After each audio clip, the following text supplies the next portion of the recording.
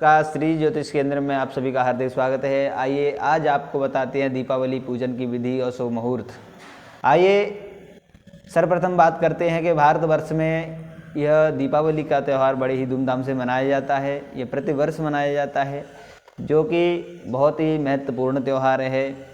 सनातन धर्म का विशेष त्यौहार है। यह त्यौहार जब से मनाया जाता है तब लंका में रावण पर विजय प्राप्त करने के पश्चात भगवान श्री राम जी अयोध्या वापस आए थे, तब उस दिन कार्तिक मास की अमावस्या तिथि थी। उसी समय से यह त्यौहार मनाया जाता है। इस त्यौहार का बड़ा ही महत्व माना जाता है, क्योंकि उस समय भगवान श्री राम जी जब अयोध्या लौटे तब दीप घर घर में दीप प्रज्वलित किए गए थे। और आज भी दीपावली के समय पर दीप प्रज्वलित करके बड़ी धूमधाम से त्यौहार मनाया जाता है।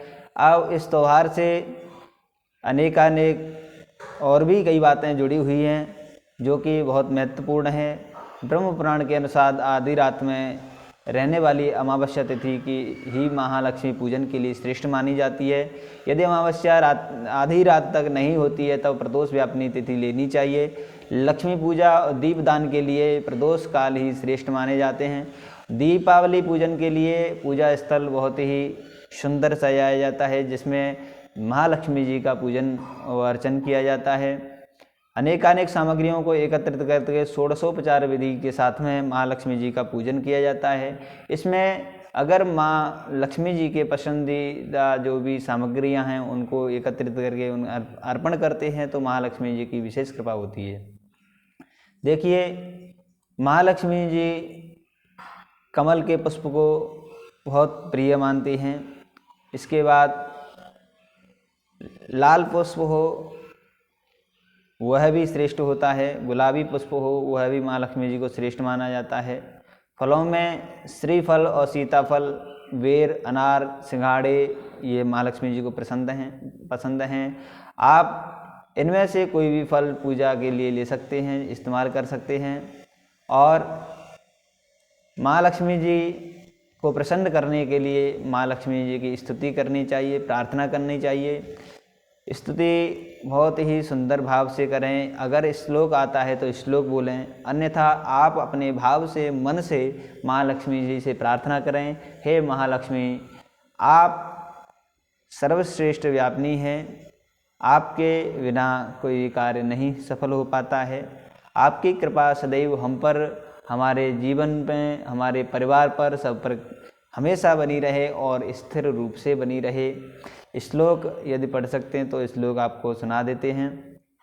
या सा पद्मासनस्थां विपुलकटितटे पद्मपत्रायताक्षी गंभीरावर्तनाविस्तनवर्णमिता शुभ्रवस्तोत्तरीयान् या लक्ष्मी दिव्यरूपैर्मणिगणगस्ते स्नापिता हेमकुम्भै सा नित्यं पद्महस्ता मम वसुगृहे सर्वमांगल्ययुक्ताम्। ओम महालक्ष्मी नमः।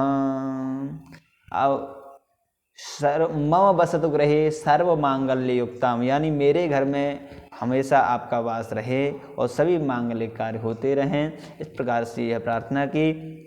और यदि छोटा श्लोक चाहते हैं तो देखिए, महालक्ष्मी च विद्महे विष्णुपत्नी च धीमहि तन्नो लक्ष्मी प्रचोदयात्, यह भी बोल सकते हैं।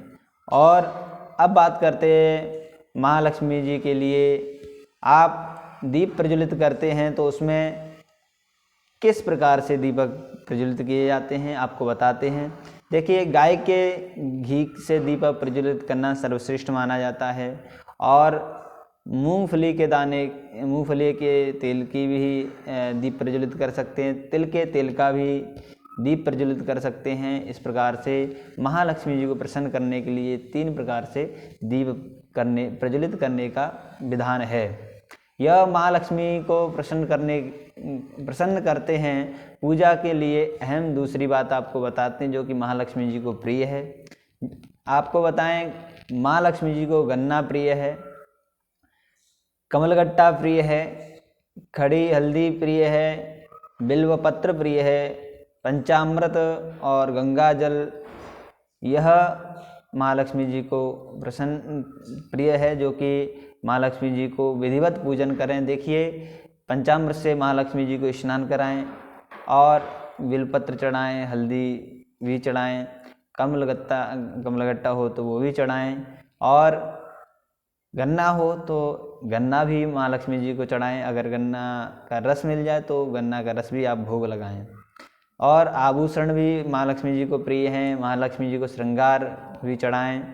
और इस प्रकार से आप महालक्ष्मी जी के पूजन के लिए बहुत ही महत्वपूर्ण सामग्री हैं जो कि महालक्ष्मी जी को प्रिय हैं, वो सामग्री चढ़ाना चाहिए। उसके पश्चात अब बात करते हैं दीपावली पूजन के मुहूर्त की। विशेष मुहूर्त कब कैसे रहता है, आइए आपको बताते हैं। दीपावली पूजन के लिए 4 विशेष मुहूर्त होते हैं। कौन से होते हैं?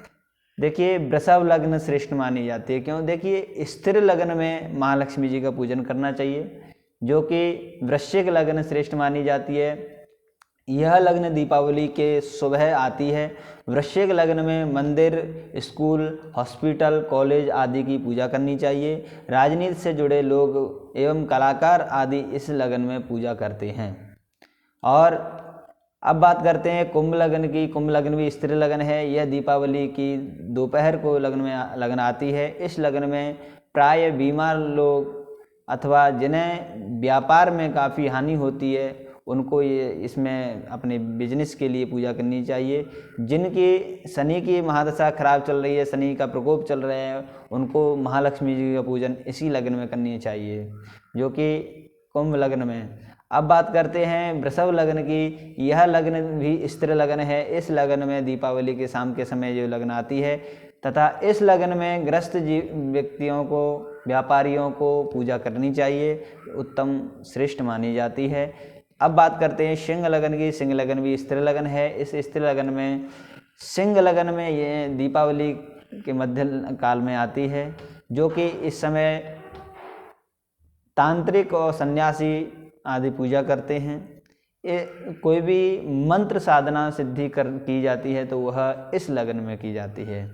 अब बात करते हैं अमावस्या तिथि कितने बजे से प्रारंभ हो रही है। 4 तारीख को सुबह 6:03 से अमावस्या तिथि प्रारंभ हो जाएगी, और यह 5 तारीख के जो रात्रि रहेगी, 4 तारीख की रात्रि और 5 का सुबह, तो 2:44 तक ये अमावस्या तिथि रहेगी। अब बात करते हैं शुभ मुहूर्त की। हम महालक्ष्मी जी का पूजन कब करें, वो आपको शुभ मुहूर्त बताते हैं, ध्यान से सुनिए। सुबह का मुहूर्त है सुबह 6:03 से 7:55 तक। दूसरा मुहूर्त है 10:40 से 1 दोपहर में 1:25 तक। अब तीसरा मुहूर्त है दोपहर 4:10 से 5:32 तक। अब बात करते हैं शाम के मुहूर्त की। 5:32 से 8:48 तक रहेगा, जो कि इसमें महालक्ष्मी जी का पूजन हो जाना चाहिए। इसके पश्चात महालक्ष्मी जी का पूजन न करें। फिर इसके बाद मुहूर्त आएगा रात्रि के 12:03 से 1:41 तक।